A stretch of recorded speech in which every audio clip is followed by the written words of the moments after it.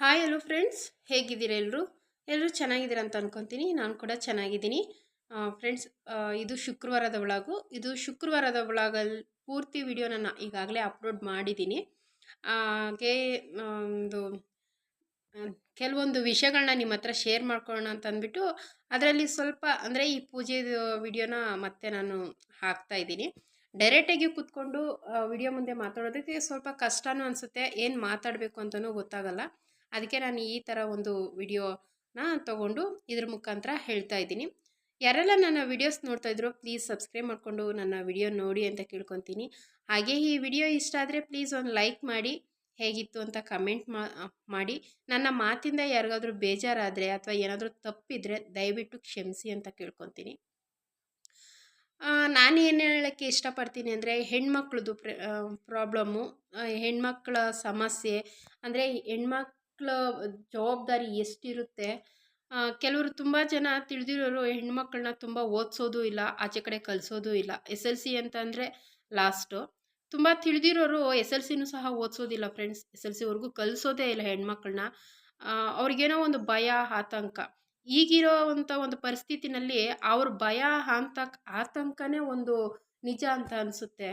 ಯಾಕೆ ಅಂತಂದರೆ ಆಚೆ ಕಡೆ ಹೋಗೋ ಹೆಣ್ಮಕ್ಳು ಮತ್ತೆ ಸಾಯಂಕಾಲ ಬರೋವರೆಗೂ ಮನೇಲಿರೋರಿಗೆ ಸಮಾಧಾನನೇ ಇರೋದಿಲ್ಲ, ನೆಮ್ಮದಿ ಇರೋದಿಲ್ಲ.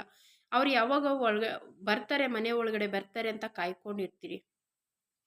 ಆದರೆ ಏನೋ ಒಂದು ದೇವ್ರ ಮೇಲೆ ಭಾರ ಹಾಕಿ ಅಂದರೆ ಒಂದು ದೇವ್ರ ಮೇಲೆ ಧೈರ್ಯ ಮಾಡಿ ನಾವು ಹೋಗಿರೋರು ಬರ್ತಾರೆ ಅನ್ನೋ ಒಂದು ನಂಬಿಕೆನಲ್ಲಿ ನಾವು ಕಾಲ ತಳ್ತಾ ಇರ್ತೀವಿ.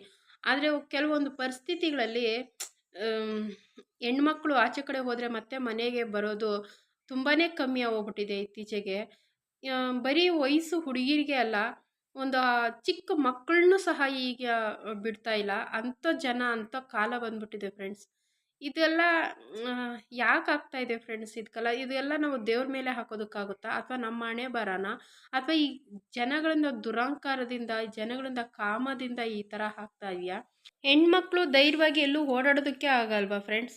ಎಲ್ಲ ಪ್ರತಿ ಒಂದಕ್ಕೂ ಗಂಡಸು ಮನೇಲಿರೋ ಅಪ್ಪ ಅಣ್ಣ ಇವರೇ ಮಾಡ್ತಾರೆ ಅಂತಂದರೆ ಹೆಣ್ಮಕ್ಳು ಕಲಿಯೋದು ಯಾವಾಗ? ಹೆಣ್ಮಕ್ಳು ಓಡಾಡೋದು ಯಾವಾಗ? ಹೆಣ್ಮಕ್ಳು ಧೈರ್ಯವಾಗಿ ನಿಲ್ಲೋದು ಯಾವಾಗ? ಅದು ಯಾಕೆ ಈ ಜನಗಳಿಗೆ ಅರ್ಥ ಆಗಲ್ಲ? ಎಲ್ಲ ಮೀರಿ ನಾವು ಧೈರ್ಯವಾಗಿ ನಿಂತು ನಾವೆಲ್ಲ ಓಡಾಡಿ ನಾವು ಗೆಲ್ತೀರಿ ಅಂದರೆ ಈ ಜನ ಕಾಮದ ಪಿಚಾಚಿಗಳು ಹೆಣ್ಮಕ್ಳನ್ನ ಬಿಡೋದೇ ಇಲ್ಲ ಅಂತಾರೆ. ನಿಜವಾಗ್ಲೂ ಇದೊಂದು ಹೇಳ್ಕೊಳಕ್ಕೆ ತುಂಬಾ ದುಃಖ, ನೋವಾಗುತ್ತೆ. ಈಗಿರೋ ಪರಿಸ್ಥಿತಿನಲ್ಲಿ ಹೆಣ್ಮಕ್ಳು ಯಾವ ಥರ ಇದ್ದರೂ, ಒಳ್ಳೆ ಬಟ್ಟೆ ಹಾಕಿದ್ರೂ ತಪ್ಪೆ, ಒಳ್ಳೆ ಬಟ್ಟೆ ಹಾಕಿಲ್ಲ ಅಂತಂದ್ರೂ ತಪ್ಪೆ. ಅರ್ಧರ್ಕ್ಳು ಬಟ್ಟೆ ಹಾಕ್ಕೊಂಡು ಓಡಾಡಿದ್ರು ಅವ್ರಿಗೊಂಥರ ಪ್ರಾಬ್ಲಮ್ ಅಂತಂದರೆ, ಈ ಗೌರಮ್ಮನ ಥರ ಬಟ್ಟೆ ಎಲ್ಲ ಹಾಕ್ಕೊಂಡು ಓಡಿದ್ರೆ ಅವ್ರಿಗೆ ಇನ್ನೂ ಒಂದು ಪ್ರಾಬ್ಲಮ್ ಆಗುತ್ತೆ. ಇದೇ ಆಗುತ್ತೆ ಫ್ರೆಂಡ್ಸ್. ಇದು ಯಾವತ್ತಿಗೂ ಕಮ್ಮಿ ಆಗೋದೇ ಇಲ್ವಾ? ಹೆಣ್ಮಕ್ಳ ಮೇಲೆ ಈ ಅತ್ಯಾಚಾರ, ಈ ಥರ ಒಂದು ಅನಾಚಾರ ಎಲ್ಲ ಆಗೋದು ಯಾವಾಗ ನಿಲ್ಲುತ್ತೆ?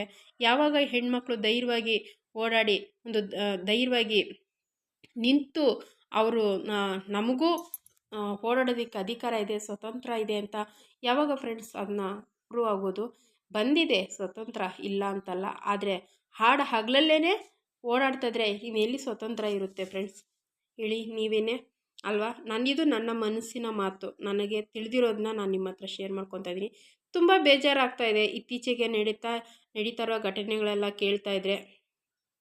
ಆಗ್ತಾ ಇರೋ ಒಂದು ಹೆಣ್ಮಕ್ಳ ಮೇಲೆ ಆಗ್ತಾ ಇರೋ ಒಂದು ಅನ್ಯಾಯನ ನೆನೆಸ್ಕೊಂಡ್ರೆ ತುಂಬಾ ಬೇಜಾರಾಗುತ್ತೆ. ಇದನ್ನು ಆ ದೇವ್ರ ಮೇಲೆ ಹಾಕೋದಾ, ಅಥವಾ ಇದು ನಮ್ಮ ಹಣೆ ಬರನ? ಹೆಣ್ಮಕ್ಳಿಗೆ ಕೊನೆಯೇ ಇಲ್ವಾ ಕಷ್ಟ ಅನ್ನೋದು? ಎಲ್ಲ ಪ್ರತಿ ಒಂದೂ ನೋವು ಅನುಭವಿಸ್ಲೇಬೇಕಾ ಹೆಣ್ಮಗಳು? ಅಥವಾ ಯಾಕೆ ಅವರು ಈ ಕಾಟ ಕೊಡೋರಿಗೆ ಗೊತ್ತಾಗಲ್ವಾ? ಯಾಕೆ ಅವ್ರ ಜೊತೆಯಲ್ಲಿ ಅಕ್ಕ ತಂಗಿರು ಯಾರೂ ಹುಟ್ಟಿರೋದಿಲ್ವಾ? ನೀವೇ ಹೇಳಿ ಫ್ರೆಂಡ್ಸ್. ತುಂಬ ಕಷ್ಟ ಆಗುತ್ತೆ ನೆನೆಸ್ಕೊಂಡ್ರೆ. ನಿಜ ಹೇಳಬೇಕಂದ್ರೆ ಒಂದೊಂದು ಸರಿ ನಮಗೇನೆ ಈ ಜನ್ಮ ಅಂದರೆ ಹೆಣ್ಣಿನ ಜನ್ಮ ಬೇಡ ಅಂತ ಅನಿಸುತ್ತೆ. ಹೆತ್ತೋರ್ಗಾಗಿರ್ಬೋದು, ಮತ್ತು ಭೂಮಿ ಮೇಲೆ ಹುಟ್ಟಿರೋಂಥ ಹೆಣ್ಮಕ್ಳಿಗಾಗಿರ್ಬೋದು. ಜನ್ಮ ಕೊಡೋದು ಯಾರು ಅಂತಂದರೆ ಅಂತ್ಯ ಹಾಡೋದು ಇನ್ಯಾರೋ ಹಾಡ್ತಾರೆ. ಈ ಥರ ಎಲ್ಲ ಮಾಡ್ತಾಯಿದ್ದಾರೆ ಫ್ರೆಂಡ್ಸ್. ನನ್ನ ಮಾತಿಂದ ಏನಾದರೂ ನಿಮಗೆ ತಪ್ಪು ಆದರೆ, ಬೇಜಾರು ಅಂತ ಅನ್ನಿಸಿದ್ರೆ ದಯವಿಟ್ಟು ಕ್ಷಮಿಸಿ. ನನಗೆ ತಿಳಿದಿರೋ ಅಷ್ಟು, ನನಗನ್ಸಿರೋ ಅಷ್ಟು ನಾನು ನಿಮ್ಮ ಹತ್ರ ಹೇಳ್ಕೊಂಡಿದ್ದೀನಿ. ನಿಜ ಹೇಳಬೇಕಂದ್ರೆ ಹೆಣ್ಣು ಮಕ್ಕಳು ಹುಟ್ಟೋದೊಂದು ಶಾಪನ? ಅದು ನನಗಂಗೆ ಅನಿಸುತ್ತೆ. ಯಾಕಂದರೆ ಇತ್ತೀಚೆಗೆ ನಡೀತಾ ಇರೋದು ಈ ಘಟನೆಗಳೆಲ್ಲ ಕೇಳಿ ತುಂಬ ಬೇಜಾರಾಗಿ, ತುಂಬಾ ನೋವಿಂದ ನಾನು ಇದನ್ನು ಹೇಳ್ಕೊಂಡಿದ್ದೀನಿ ಫ್ರೆಂಡ್ಸ್.